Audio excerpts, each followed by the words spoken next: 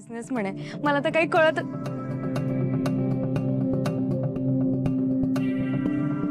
पारू, अगं तुझ्याशी बोलते मी. काय झालं? कसला विचार करतेस?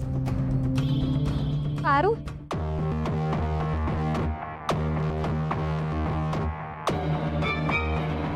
ऐक ना, उद्यापासून वडापावचे वडे असतात बघ, ते बनवायला सुरू कर. आणि हा, चांगले 200-300 बनव. एवढे कशा पायी? अगं मगाशीच सांगितलं ना, मी वडापाव सेंटर सुरू केले. तिथे विकायला ठेवायचेत मला वडे. आणि तसंही या घरात सतत कामचुकारपणाच करत असतेस, म्हणून हे काम तुझ्यासाठी राखीव ठेवले. बनव. पण दामिनी काकू, पारू घरचं काम करते ना, तुम्ही तर बिझनेस करताय. मग बिझनेससाठी तुम्ही एखादा प्रोफेशनल कुक हायर केला पाहिजे. पारू कशाला? बोलली, पारूची वकील बोलली. प्रिया, तू एकदा ठरव ना. अगं तू शिक्षिका आहेस की वकील आहेस?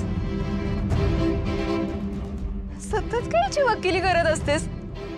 जरा काय झालं की घेतली पारूची बाजू. तुला दुसरं काही काम नाहीये का ग? हे बघ, मी सांगितलंय ना तेच होणार.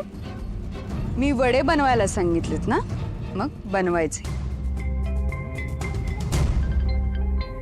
पारू, मी तुला कालच सांगितलंय, या घरात फक्त आणि फक्त माझीच ऑर्डर फॉलो करायची.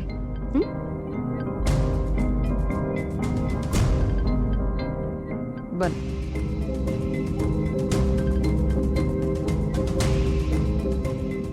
पारू, तू दामिनी काकूंचं बोलणं अजिबात मनावर नको घे. ते काय झालंय आता? हं? अशी का गेली ही तणतण? बघा ना आदित्य दादा, दामिनी काकूंच्या डोक्यात हे बिझनेसचं खूळ कोणी टाकलंय ना, काही कळतच नाहीये. ती दिशा असणार. आपल्या घरात ती आल्यापासून जे काही विचित्र होते त्याला तीच जबाबदार आहे ना. आणि मला सांगा, इतक्या वर्षात दामिनी काकूच्या डोक्यात असं काही आलं होतं का? आणि आता अचानक बिझनेस.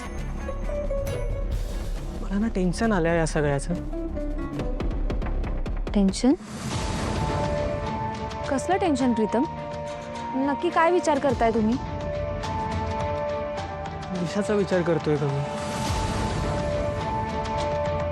ती आपल्या घरात आल्यापासून ना घराला असं वाळवी लागल्यासारखं झालंय.